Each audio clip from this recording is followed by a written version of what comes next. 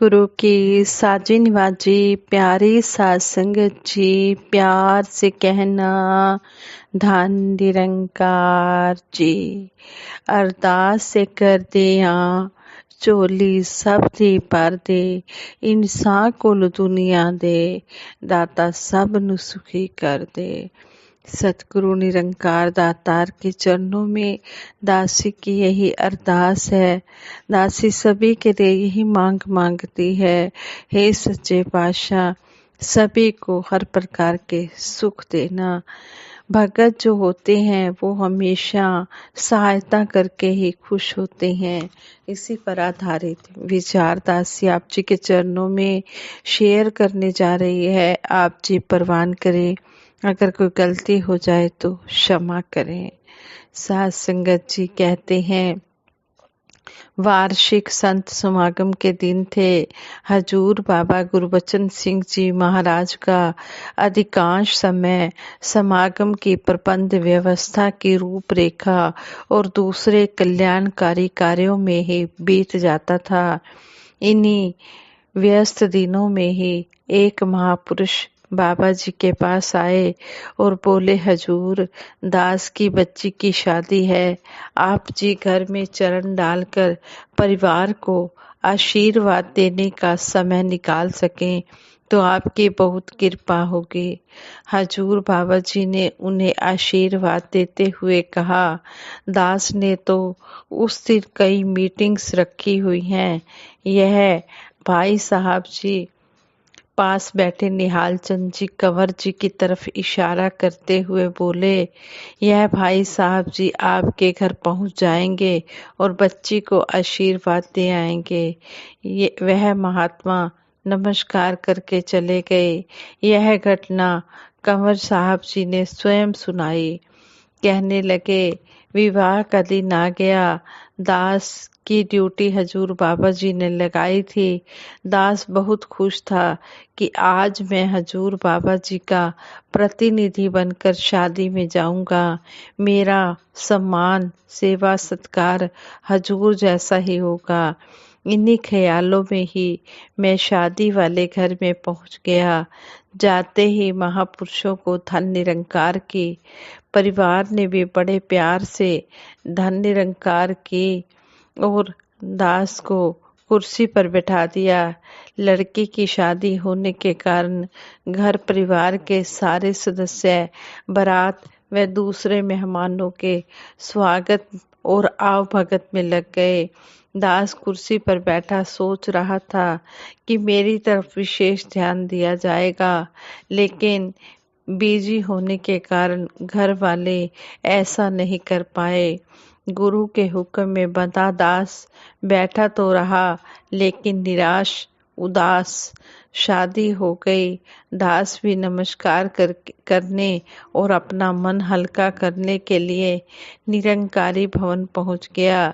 जैसे ही बाबा जी के चरणों में नमस्कार की, हजूर ने पूछा, उन महापुरुषों के घर गए थे, बच्ची की शादी ठीक ठाक हो गई है। दास खुद को काबू में न रख पाया और कहने लगा, हजूर आपका हुक्म मानकर दास चला गया, मगर वह बड़े लोग हैं। दास तो आपका प्रतिनिधि बनकर गया था, मगर उन्होंने तो मुझे एक कुर्सी पर बिठा दिया और दूसरे मेहमानों की खातिरदारी में लगे रहे। हजूर कुछ गंभीर होकर फरमाने लगे, आपने भी उनके साथ लग जाना था, उनका हाथ बटाना था।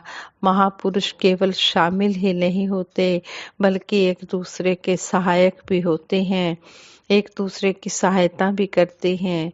हजूर के वचन सुनकर दास को अपनी गलती व कमजोरी का एहसास हुआ कि मैं ही अपने कर्म से पिछड़ गया हूँ। कंवर साहब जी की बात सुनकर महात्मा JRD सत्यार्थी जी सोचने लगे कि चाहे उन महापुरुषों को हजूर बाबा जी के इस प्रतिनिधि का उचित सम्मान सत्कार करना चाहिए था, लेकिन फिर भी कितना बख्शनहार सतगुरु है जो गुरसिखों के पर्दे ढकता है। हमें भी एक दूसरे के अवगुणों पर पर्दा डालना चाहिए। इसके साथ ही दास को इतिहास की एक प्राचीन घटना याद आ गई। इतिहास के अनुसार बुल्ले शाह जी के परिवार में लड़की की शादी थी। ये बात आदरणीय महात्मा JRD सत्यार्थी जी बता रहे हैं। कह रहे हैं कि इतिहास के अनुसार बुल्ले शाह जी के परिवार में लड़की की शादी थी। वह अपने पीर इनायत शाह अराई के पास उन्हें शादी पर इनवाइट करने के लिए गए, निमंत्रण देने के लिए गए। शाह इनायत शाह जी ने अपने एक अनुयायी को अपने प्रतिनिधि के रूप में भेज दिया। बुल्ले शाह जी शादी में मेहमानों की आवभगत में लगे रहे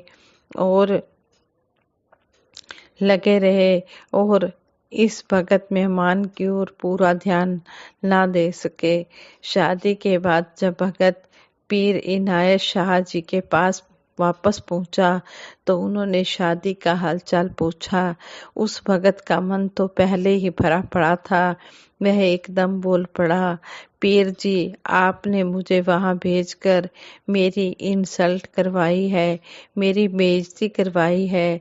बुल्ले शाह तो बस ऊंची जाति के बड़े बड़े लोगों के स्वागत और सेवा में ही व्यस्त रहा। मैं तो आपका प्रतिनिधि था। मेरा सेवा सत्कार तो बिल्कुल आपकी ही तरह होना चाहिए था, लेकिन यह बड़ी जाति वाले चाहे कितने ही भगत हो जाएं, छोटी जाति वालों को नहीं पहचानते। बुल्ले शाह जी सैयद जाति से संबंध रखते थे, जो कि एक ऊंची जाति मानी जाती है। भगत की बात सुनकर पीर इनायत शाह भी बुल्ले शाह जी से नाराज हो गए, क्योंकि गुरु पीर कभी अपने गुरसिख का निरादर सहन नहीं करते। अपने पीर को मनाने की खातिर बुल्ले शाह जी को वैश्य के पास जाकर नृत्य सीखना पड़ा, जिससे वह बड़ी मुश्किल से उन्हें मनाने में सफल हुए। आज हजूर बाबा जी के वचन महात्मा कंवर जी के माध्यम से सुनकर दास मन ही मन सोचने पर विवश हो गया कि काश हम गुरसिख गुरु की आज्ञा के अनुसार जीवन जी सकते। आशा के साथ निराशा जुड़ी हुई है। अगर किसी संत महात्मा के घर हम आशा लेकर ना जाएं कि वह इस प्रकार से सेवा सत्कार करेगा, तो शायद उसके द्वारा पिलाया गया पानी का गिलास भी हमारे मन में धन्यवाद का भाव पैदा करते। फिर गुरसिख तो दूसरे गुरसिख की कमियों पर पर्दा डालने का काम करता है, जिसके कारण उसकी कमियां भी दूसरे गुरसिखों के द्वारा ढक ली जाती हैं। भगत जहाँ भी जाए वहीं जाकर दूसरों के काम में सहायता करता है। ऐसा करके वह स्वयं भी सेवा का आनंद पाता है, साथ ही साथ मिशन के नाम को भी प्रकट करता है। फिर यह ध्यान आया कि अगर वह भगत जो बुल्ले शाह जी के घर गया था वापस लौटकर इनायत शाह जी से शिकायत ना करता, तो शायद बुल्ले शाह जी के जीवन में कड़वे अनुभव ना आते। एक भगत का यही कर्म बनता है कि वह स्वयं भी सतगुरु की खुशी प्राप्त करे और दूसरे भक्तों को भी वह खुशी प्राप्त करने में सहयोग दे। जो गुरसिख सतगुरु के पास जाकर दूसरे गुरसिख की तारीफ करते हैं, वे स्वयं भी गुरु के आशीर्वाद के पात्र बनते हैं और दूसरे को भी आशीर्वाद दिलाने में अपना योगदान देते हैं। बाबा गुरबचन सिंह जी महाराज वर्तमान युग के बहुपक्षीय व्यक्तित्व थे, जिन्हें जितना पास से समझने की कोशिश की गई उतना ही श्रद्धा से सिर झुकता चला गया। जैसे सागर की गहराई में जैसे जैसे उतरते हैं, वैसे वैसे ही बहुमूल्य खजाने इसके अंदर से प्राप्त कर लेते हैं। उसी प्रकार बाबा गुरबचन सिंह जी महाराज का व्यक्तित्व था, जिसे जिस किसी ने भी जिस पक्ष से देखा हमेशा पूर्ण पाया और इनकी रहनुमाई प्राप्त की। बहुत से ऐसे पक्ष भी होंगे जिन्हें इंसान की सीमित निगाह देख भी ना पाई होगी। संगत जी, सतगुरु हमें हमेशा यही समझाने की कोशिश करते हैं कि हमने कभी भी किसी का निरादर नहीं करना है। हमने हर एक का आदर सत्कार करते चले जाना है। सतगुरु अपने गुरसिक का, अपने भगत का कभी भी निरादर सहन नहीं करता है। अगर हम गुरु को खुश करना चाहते हैं तो इसकी बनाई हुई खलकत से, इसकी दुनिया से हम प्यार करें, सभी का आदर सत्कार करें, कभी भी किसी का निरादर ना करें, किसी का दिल ना दुखाएं। ये खलकत सारी तो खालिक ने बनाई है। जब जाना खालिक को तो समझ में आई है। जब इस निरंकार को जाना तब समझ में आया कि ये दुनिया बनाई है इसने और ये सभी के अंदर इसी का वास है। हर घट में मेरा साईं बैठा, सुनी सेज न कोय। हर घट में हम इस प्रभु परमात्मा ईश्वर का अंश देखते हुए, दर्शन करते हुए हर एक का आदर सत्कार करें। और सतगुरु हमें यही समझाने की कोशिश कर रहे हैं कि हमने हर एक का आदर सत्कार करते चले जाना है और सतगुरु से आशीर्वाद लेते चले जाना है। जैसा हम गुरु का सत्कार करना चाहते हैं वैसा ही हम इसके गुरसिखों का, संतों महात्माओं का भी सत्कार करें। साथ संगत जी, ये विचार करते हुए बहुत सी गलतियां भी हुई होंगी, उन गलतियों के लिए आप जी क्षमा कर दें और सभी के भले की कामना करते हुए दासी सिमरन कराएगी। सभी ने मिलकर सिमरन में साथ देना है।